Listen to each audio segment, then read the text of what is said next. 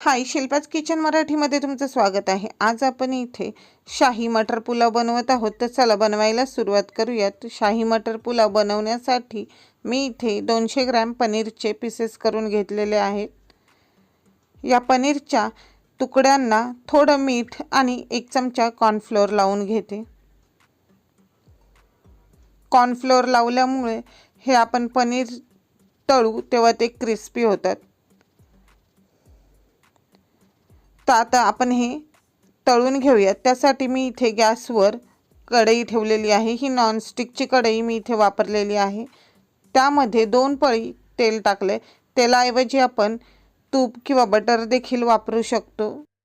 तेल गरम झालं की या तेलामध्ये आपण जे कॉर्नफ्लोअरमध्ये कोट करून घेतलेले पनीरचे पीसेस आहेत ते तळण्यासाठी टाकले।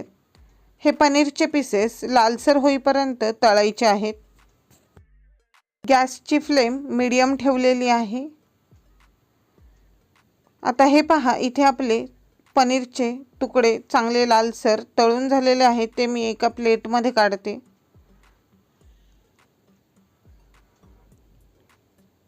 याच कढईमध्ये अर्धी पळी तेल अजून टाकलेलं आहे आणि हे तेल गरम झालं की त्यामध्ये मी हे अख्खे खडे मसाले परतून घेणार आहे।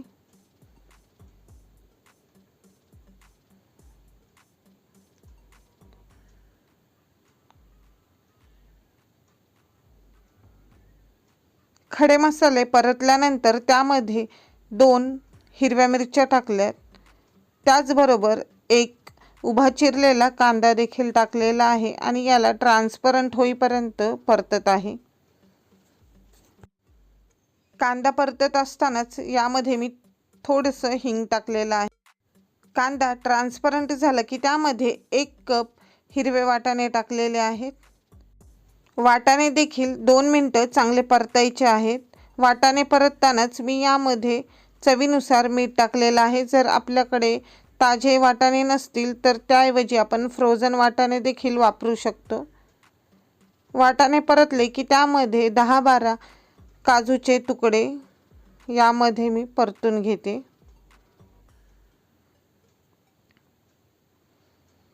काजू व वाटाणे चांगले परतल्यानंतर यात मी आता 2 कप बासमती तांदूळ अर्धा तासासाठी भिजवून घेतलं होतं ते टाकले।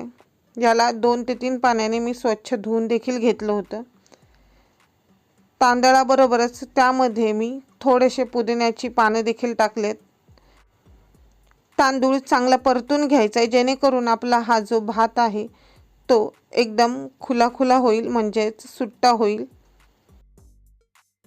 इथे मी 5 मिनिटं तांदूळ चांगला परतून घेते।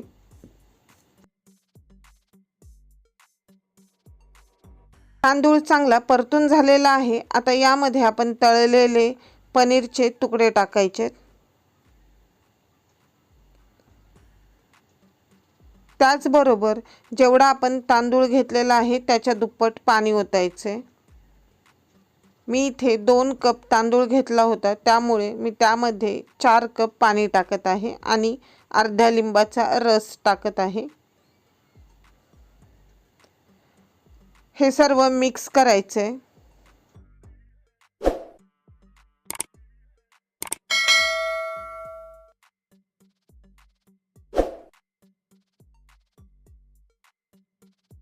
कढी येईपर्यंत थांबायचे।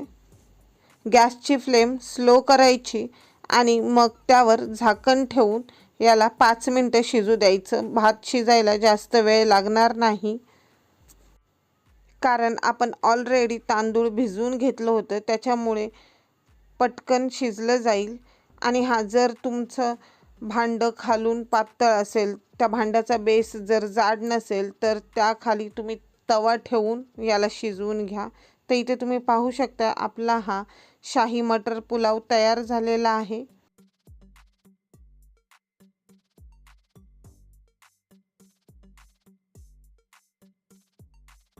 गॅस बंद केलेला आहे आणि हा शाही मटर पुलाव मी एका प्लेटमध्ये काढते। तुम्हाला हा मी बनवलेला शाही वाटाणा पुलाव कसा वाटला ते मला कमेंटमध्ये सांगा. जर आवडला असेल तर व्हिडिओला लाईक करा, शेअर करा आणि चॅनलला सबस्क्राईब करायला विसरू नका.